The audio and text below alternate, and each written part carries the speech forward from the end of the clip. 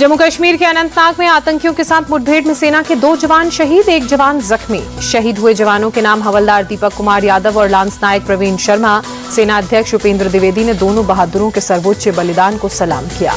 आतंकियों के भागने के रास्तों को किया गया सील, इलाके में पूरी तरह से जॉइंट सर्च ऑपरेशन जारी। जम्मू कश्मीर के किश्तवाड़ में आतंकियों से मुठभेड़, सुरक्षा बलों ने इलाके की घेराबंदी कर सर्च ऑपरेशन शुरू किया। सीएम योगी ने विपक्ष पर तंज कसते हुए कहा, बांग्लादेश में जो हिंदू हैं उनमें से 90% दलित समुदाय से हैं। योगी ने कहा, विपक्ष के मन में प्रताड़ित हिंदुओं की आवाज उठाने का भाव ही नहीं, आवाज उठाने पर उन्हें वोट बैंक खत्म हो जाने का डर।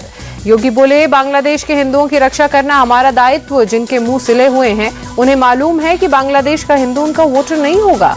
बांग्लादेश के मामले पर अभिषेक बनर्जी ने कहा, मौजूदा हालात को देखते हुए अभी बंगाल रिस्क पर है, लेकिन इस मुद्दे पर बोलना मेरे लिए सही नहीं होगा क्योंकि ये एक अंतर्राष्ट्रीय मामला है। पीएम मोदी का कृषि क्षेत्र को बड़ा तोहफा, ज्यादा उपज देने वाली जलवायु अनुकूल और जैव सशक्त फसलों की किस्मों को आज करेंगे जारी।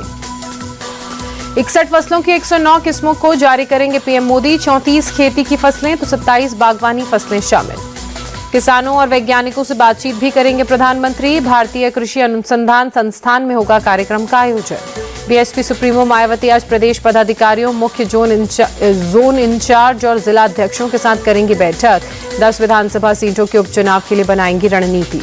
उद्धव ठाकरे के काफिले पर मुंबई से सटे ठाणे में टमाटर, चूड़ियां और नारियल फेंके गए, एमएनएस कार्यकर्ताओं पर आरोप। एक दिन पहले एमएनएस प्रमुख राज ठाकरे के काफिले पर उद्धव गुट के कार्यकर्ताओं ने सुपारी फेंकी थी। पुलिस ने करीब 20 से अधिक लोगों को हिरासत में लिया, मामले में जांच जारी। उद्धव ठाकरे ने ठाणे के सम्मेलन में बीजेपी और शिंदे सरकार पर हमला बोलते हुए कहा कि ये लोग जो चाल चल रहे हैं ये अब्दाली की चाल है। उद्धव ठाकरे के काफिले पर हुए हमले को लेकर शिवसेना यूबीटी नेता आनंद दुबे ने कहा, राज्य में कानून व्यवस्था ध्वस्त हो चुकी है। अगर पूर्व सीएम ही सुरक्षित नहीं है तो आम जनता कैसे रहेगी? गृह मंत्री को इस्तीफा देना चाहिए। आरजेडी नेता तेजस्वी यादव ने सीएम नीतीश कुमार पर निशाना साधते हुए कहा कि देश के लोगों को धोखा दिया, उनकी वजह से बीजेपी आरएसएस मजबूत हुई। बिहार में बीजेपी सांसद संजय जायसवाल ने अपनी ही सरकार की पोल खोली। कहा, बेतिया में बैरिया में हर रोज आती है शराब की 2000 बोतलें। संजय जायसवाल ने पुलिस पर लगाया संरक्षण देने का आरोप। कहा, शराब माफिया बैरिया में पूरी तरह से फेल हो चुके हैं, प्रशासन सब कुछ जानते हुए भी आंखें मूंदे बैठा है। पूर्व विदेश मंत्री और कांग्रेस के बड़े नेता के नटवर सिंह का 93 साल की उम्र में लंबे वक्त से चल रही बीमारी के कारण निधन। गुरुग्राम के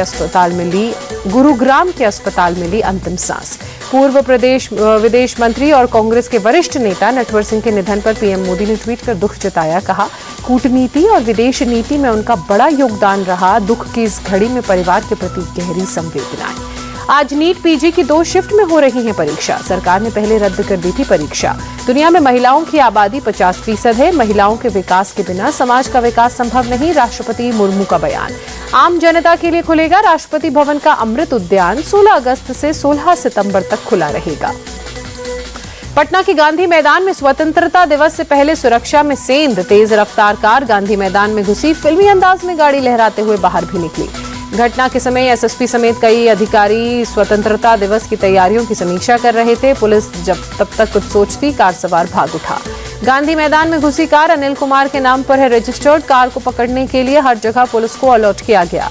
आगर मालवा में 2 समुदायों में नॉनवेज पर विवाद। 2 युवकों के गंभीर रूप से घायल होने के बाद नाराज लोगों ने आग लगाई दुकान में।